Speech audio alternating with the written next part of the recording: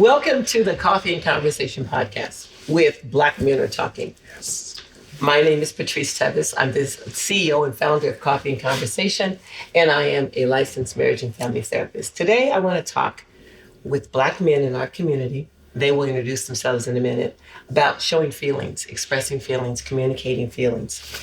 I feel like, based upon experience and my engagement and involvement with women and other community members, I feel like that Black men often have a very difficult time expressing how they feel. It often shows up like anger. And I'm afraid that anger has become the acceptable way that Black men can actually show an emotion. And I want to talk about emotions like hurt and love and all that kind of stuff. I want to talk about, can we as a community be more involved in really talking about how we feel? All right, so now you guys need to introduce yourselves. Start with Mr. King over here. Hello, everyone. I'm Mr. King, the founder, executive director of the Gardens Family Care Community Center. We're located here at 2251 Florida Road, Suite 74. I am happy to be here involved in this conversation. Black Men Are Talking. I think it's a topic that we need to discuss often and more to address the issues and needs within the community. Right on. And I appreciate this platform. I'm Keon Johnson, Brother Keon in Community, founder of YMO, Yours, Mine, Ours, family man, community advocate, family advocate, youth. And yeah. I'm Jamal Rowe. So let's get it right. Son, father, husband. I said it wrong again. Son, husband, father. And yeah, Jamal Rowe. That's it.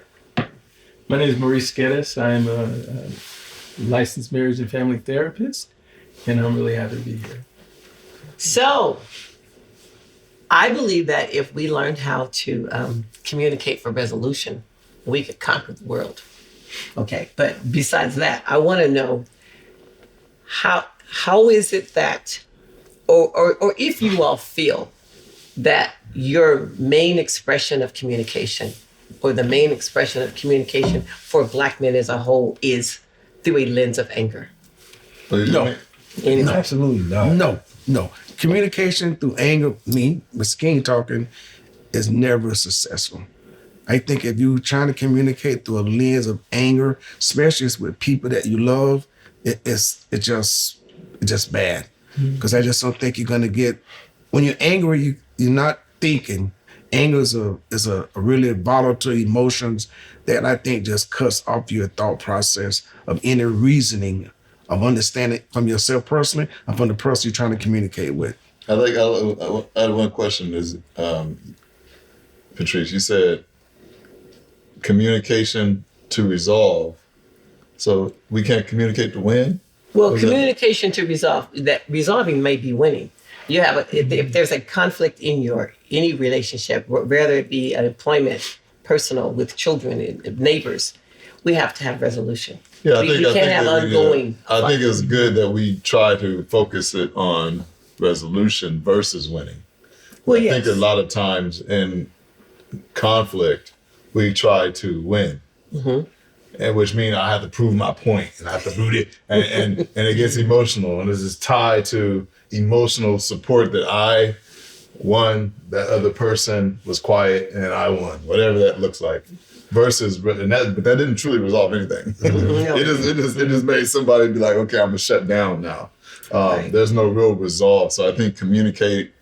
If your mind is under the impression that we're communicating for resolution, then I think you have to hear both sides. You have to mute yourself in order to understand that we're two different people. But then the other piece that jumped at me is passion has to not be confused for anger. Yes, sir. And we have to somehow be able to curtail that passion and not make it portray as anger also, right? So when you're a Black man, they say that's hard. They can't separate. Right. They can't see us and separate that. Right. In our community, we accept passion and we even accept anger to some degree with our sports figures. It's all right for LeBron. It's all right for we talked about LeBron. We talked about all those things. Yeah, Laker fan over here. So what I'm saying is, we are accepting of that. The problem is that gets transferred to other areas within our society, and those are the only things that come up is our anger. Years ago, Tyler Perry came out with a movie, Diary of a what? Mad Black Woman. They could have said Diary of a Mad Black Man as well, but that's how society portrays us. And unfortunately, sometimes we give the ammunition for that Right into it. based on how we present. I think, well, that, and were we talking about conflict specific or just, because I think it sounds weird to say Black men are just angry. Like, what are we talking about specific? You know, we're not limited. We exist, so we have a whole range of emotions. You see happy Black men all the time. You know, you see sad Black men. You see it we exist in all those ranges. Well, so I don't understand. I would take it before you answer it, I guess, is I've seen it myself. Like we could be sitting here talking about a sporting event and say our women are somewhere else, not necessarily. I don't want to say the kitchen, but that's what's in the backdrop right now. Okay. Not because they're cooking, Right. just because they're over there meandering as well. But we could be in a heated discussion. Right. But we fine. We're in our element. Right. And we still love each other. We still gonna do whatever we do. We're not fighting, but it might look like a fight because we're talking about two different teams and just the passion of the team. And then when you talk about culture, but from the outside perspective, somebody looking at us like we arguing, like we turned up, like it's about to go down. Something really wrong, right? And then culturally, we are accented people. Right. We are accented people. We loud. You know, that's who we are as a part of our nature. So, you know, but then I think we have to learn that when it's time to take that out of the homey environment and approach it in a relationship environment where I'm truly trying to get something across. Not a relationship where it's a romantic relationship, but just a relationship, period. And I'm really trying to get something across. I have to now curtail that energy because it could turn into something, you know. Because somebody don't understand. Something different. Right. So awareness. So you guys are kind of talking about code switching. We do it all the time. We're Code switch. Okay. based on our environment. We're going to project and we're going to present differently. Yeah. We do it all the time. Other cultures don't necessarily have to do that. They don't have to practice that. We specifically have to. And the question is, why do we do that? I was going to say, Why do we have to do that? We don't. It's again, that's not. Right. It's where you stand on certain things. We don't have to. And that's my thing. We have to get more comfortable being ourselves in all those spaces. It's not for you to conform all the time. Sometimes it's your job to study me and learn that, he's not aggressive. It's not that. You know, that's just the way that is. So I have a question. So, for example, do you believe it's difficult for a Black man to talk to another Black man about hurt feelings? Whether you hurt my feelings or my wife hurt my feelings, or can we talk about my feelings were hurt? Ooh, get that. Well, I was going to say it depends on who we're talking. Yeah, who it It's is. who you're talking to. So right? the relationship In the barbershop, you're talking about something happened, and man, Publicly? he really hurt my feelings. No. Your safe circles. Yeah. Yes. So You why got the is it same not circle. safe But to talk even about hurt? but even still, it goes back to our identities. Society tries to emasculate, take our masculinity away from us. We have to show up with our significant others. Everything says we have to be that guy. We have to be the man. We have to be. That's why we have these heated, passionate discussions about our athletes, because that's where we're funneling a lot of our emotions and feelings in at. So it's tough to express feelings because the first thing someone in our group will say, not this group, but some of our groups, oh man, you're just being weak. Suck it up. You got this. You got this. And a lot of times that is just not the case. So really, we don't allow ourselves, we don't create enough safe space to have that kind of discussion. I mean, one time I had a client. I mean, bro was at least 6'2", 6'1", bro, just buff. And he was like, he came to me because he just said, I just want a place that I could just cry. He's like, what? He said, I never been able to just cry. He said, my dad never allowed me to cry when I played sports. He always told me, like you said, suck it up, you got to be tough. Yeah. He said, my previous relationship, when I was like, he was on the job and he was just getting treated bad at the job. So he didn't have a place or somewhere that he can go. He can just cry because, he's supposed to be a big 6'1", just really tough guy. He said, never in my life, and I think at the time he was about maybe 41, 42 years old, I never been to a place where I could just cry as a man. And I'm like kind of sitting and listening at him, and I can feel his hurt, and I can see it all on his face. I said, man, you close the door, have at it. I mean, he cried. Why'd you make him close the door? Huh? You made him close the door, be by himself? No, I closed it so he had privacy. Oh. Yeah, I know. I said, Over there. yeah, I was giving him a safe place. Yeah, I was giving him a safe place to cry. Yeah, and he cried like a baby, and he was like, man, he said, you're the first individual, that black man that allowed me to just be me. Man, that guy went and played ball at UC Davis. I mean, he's. Yeah, I don't know. See, I came different. I came up different. So, we're at some point, like there's this, and it's society. I know society has taught me this, but somebody got to be the emotional carrier in the home. That's deep. And Wow. And who is it? We both can't sit here and just be insult. Like somebody got to get it together and hold this house firm, if you will. And that sucks because you're right. A lot of that pressure is on a man in a man and woman relationship. There's different types of relationships, but in this what I'm talking about, there's this pressure. And if I don't teach my youngster at a younger age, like let's say when a son is 18 versus when a daughter is 18 or 21 or whatever the magic number is when they get out of college, I'm more inclined for my son to go out into the world and get an apartment, son. You need to learn that responsibility. You need to learn blah, blah, blah. But my daughter, I'm like, baby, you can save money. But I would have to force myself because of how I was raised to say it's okay for my son also to stay here and save money. And I can still teach the necessary responsibilities of a man to them, but it's hard. Let's not pretend that that's easy because the man has to. Somebody has to be the emotional holder, and if we both sit there crying, who's producing? So my question is: are you saying it would be hard for you to teach your son that it's okay to cry, or to stay home and be? No, that question. Would it be hard for you as a man, I say a black man, to have a son that's a black son that it's emotional for him to cry? It's okay. I don't know if we would be talking about it. Like it's not like my dad never told me, Jamal, stop crying. But if it was because I struck out, absolutely he would tell me to stop crying. But if somebody died or if I broke my leg or something, there's a time for that, right? But then we have to move on. We're not going to sit here and cry for forever, right?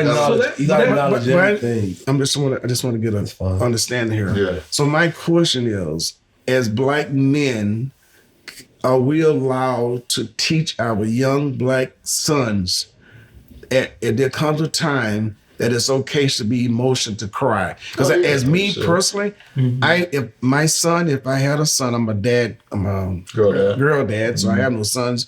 But from just the young men that I mentored, from that experience from them, I let young men know there's a place and a time that if you have emotion that you need to get out, it's okay to cry. Because I've seen young black men that didn't get emotional, wasn't able to and they committed suicide. They end up in drug. I mean, they were so unbalanced. Because I think as men, we have to be in touch with all our emotions and feelings. And I just think me personally, that works for me. Because I'm a human being. Yeah. So I think it's just innate, man. You're a human being. You have all these emotions. Yeah. You never sit in one emotion at all times. True. It's okay to cry. It's okay to laugh. It's okay. You just can't be that all the time. My son, I got a 4-year-old. He's pushing the line because he be trying to cry for everything. Like at some point, stop. I can see that. And not only that, I see myself in him. I was a very emotional kid. Yeah. I cried for when I needed to. I cried when I didn't need to. You know what I mean? But those are just me being really in touch with how I felt about Yes, shit. right, Did I need to cry for everything? Hell nah. So never stifle that, even in your adulthood. Stifle. Don't stifle that. No. What you do is you Absolutely. learn how to manage that. You There's manage a it. It's time part and of knowing place yourself. for all of those things. That's what I teach my clients. So like male, female, doesn't matter. There's a time and place to pay attention to yourself. Yes. And That's to a good respond to your own need in the moment. Psychologically and brain chemistry wise, when we cry, that signifies to the central nervous system that it's time to heal. Yes. To heal emotionally. So if we're holding that in, when do we No, tell but our the thing is, body if you're crying to all heal? the time, you're still releasing that chemical. It's still a now you're getting a management. false sense, Right. But your body's getting a false sense of what you need to heal. If heal you're crying from. all the time, That's your different. body is now becoming dependent. So there's a different Yes. different That's a different scenario issue. going on. You have to learn how to manage that. I wanna say there's, this. There's a place. Mastering yourself. I think that anger has become too often a safe place. And I'm not saying that other men, other cultures, we're talking about Black men specifically. Anger has become a safe place for man. I can hide behind it. Nobody has to see my hurt and nobody has to know my feelings. And I can strut up out of here. I can throw a table. I'm still a man and I'm good. And that's what I'm concerned about, because we talk about healthcare for Black men, and when we're not healing, we are actually fostering illnesses in our bodies. And so, typically from I don't speak for all Black women, but I see more anger than I believe is necessary. And what's the anger look like to you?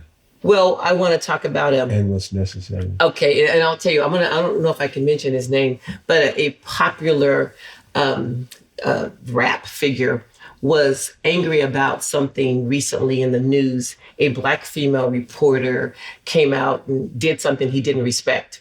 And he admonished her in this cursing, yelling, just putting her down, being angry. And I really felt like he could have expressed that by saying, listen, girl, listen, lady, whatever, that what you did was wrong, that wasn't good. But when he went there, because he's in all over social media, he just gave other Black men, in my opinion, permission to be that disrespectful in his choice of expression. And see, the problem with how that we is, deal with each other. but the Right. greater culture of the world says that's how we act.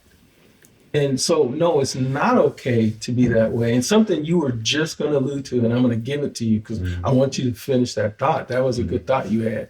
You were saying. In that, that's just bad practice in how we deal with each other. You can be angry at her for whatever Right. he could be angry at her for a legit Absolutely. reason. But the He thing could. is how we show up in the world, how we Yes. deal with each other. And what we're teaching our community that we're not aware of, Yeah. that we can just come after somebody. No, I don't care what we say about our society, because it certainly isn't perfect. But we're not going to go to the job and talk to our boss that way if we want to keep that job.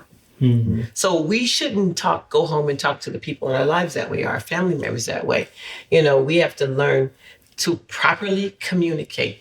We were talking about something before we started these podcasts today, and you were saying that's a conversation about the picture on the wall. Yes. So, and you're like, well, that's just a conversation. We need to have these conversations, and we can be in our emotions, but we have to control them and not let the anger part fly. So then I'm telling y'all, everything y'all telling me tells me that we have to control when we cry. Back to that. No. As a man, young man, I can't just allow that young man to cry all day. It's okay. Like there's a time and Well, there's place a where I balance. have to balance this. Yeah. But I also need to know that, okay, I'm sad. Okay, we crying. At some point, we gotta take the next step. It's like cry when you need to. Yeah, it's like if you see something happen now and I want to laugh at it, and I can't laugh because of conditions, and I gotta wait till I go in the car and close the door and go, ha ha. No, cry when you need to. Exactly. Laugh when you need to. Yeah, It's exactly. in the moment, and get And move past fast. it. One thing we have not okay. in That's- these feelings and emotions, there's one thing we can do. Use our words. Yes. Yeah. Even if you're hurt. I even teach young kids, even in the midst of them crying, use your words. How are you feeling right? What are you doing? And people, some of my family, listen to the therapist. Yeah. I just want to go back. When I used to work with kids in violence, every kid to a person told me That's how they mask the true feelings through anger.